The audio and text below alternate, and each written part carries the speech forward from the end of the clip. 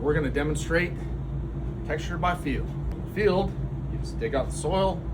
You want to add some water. If it's too dry, get it to a malleable state. And then the first thing you always want to do is try to create a ball. So if you can create a ball in your hand, it's not sand. Now, the next thing you want to do is try to ribbon it. So the ribbon is correlated to the amount of clay that's in the sample. So if you don't have a lot of clay, you're not going to be able to ribbon the sample very effectively. And in fact, the really sandy textures you can't ribbon at all. So we're going to try to ribbon this really sandy texture. Take your thumb, forefinger, press through the ball that you've created, try to make a ribbon.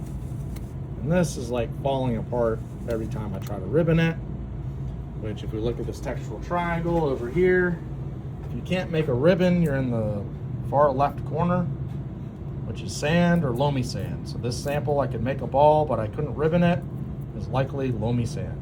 So now we've moved from a sandy sample where we could only make a ball. This one is much redder. I can make a ball. I can easily toss it up and down in the air and it holds its shape. So it's going to have significantly more clay than the last sample. So then you take the ball, thumb, forefinger, you press up and through the sample, even pressure, multiple times. And the longer ribbons you can push is correlated or related to the amount of clay that's in the sample. So this has significantly more clay than the first. And if we come over here, that ribbon is probably over 5 inches long. And for me, being calibrated for so many years, you're up here around 50% clay. Depending on your sand content, you could be one of the 3 sandy textures: sandy clay, clay, silty clay. But this one has probably about 10 to 15% sand.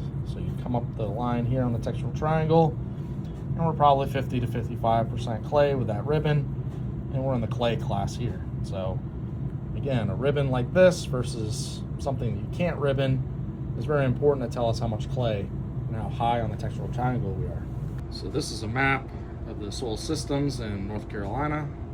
Here's Wake County, Raleigh, where NC State University is.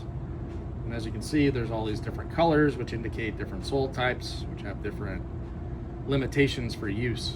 And so why do we care about soil properties? It's a question that we get all the time. And usually the answer depends on what you're doing with the land. So are you constructing or have some engineering purpose? Are you growing plants? Do you need soil fertility? Or is there some environmental issue that you're looking at? So right here in Wake County, you can see we're kind of in this zone we call the felsic crystalline zone of the Piedmont. And then directly to our west in this purple shade is the Triassic basins. And the soils in the Triassic basins in this area have shrink swell potential. The soils shrink and swell when they wet and they dry. And that's very poor for engineering purposes, because that shrinking and swelling will break basements and foundations. It can break roadways and walkways, and so it's very expensive. So you need to know your soil type and understand the risks for engineering. So this is one area in particular in the state that has a lot of engineering limitations related to soil. If we're thinking more about plant growth, this area over here is very important. So sort of the eastern part of North Carolina is our most agriculturally important area. We call this the coastal plain.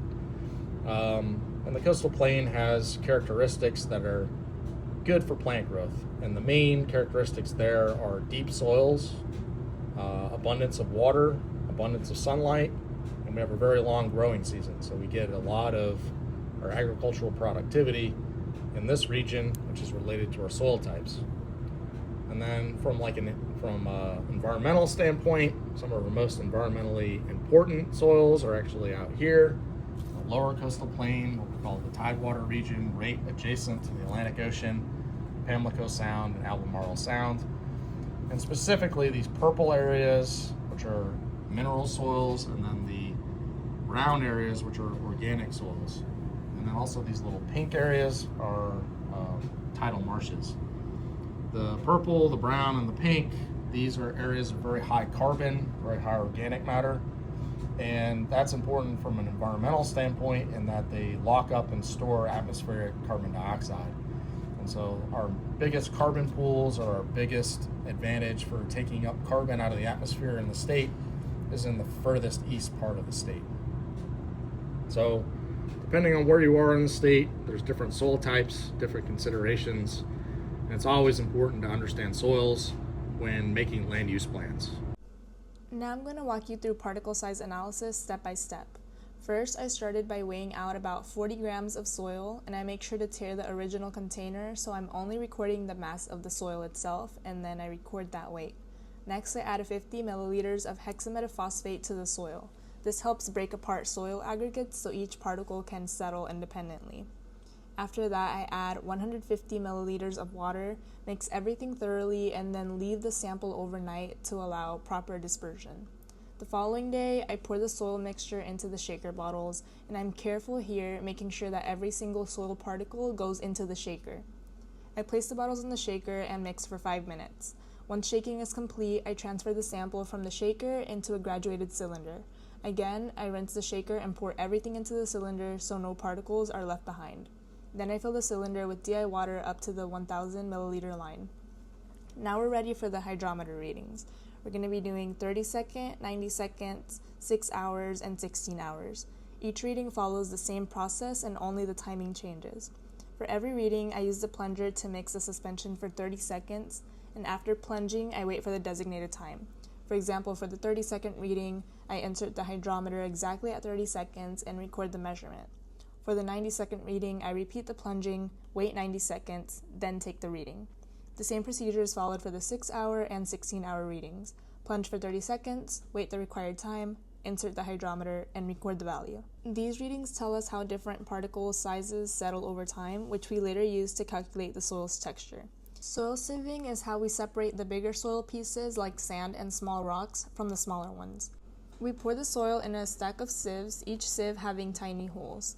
The big pieces stay on the top sieve and the small pieces fall to the bottom. After shaking, we collect the soil from each sieve and weigh it, and this tells us how much sand is in the soil.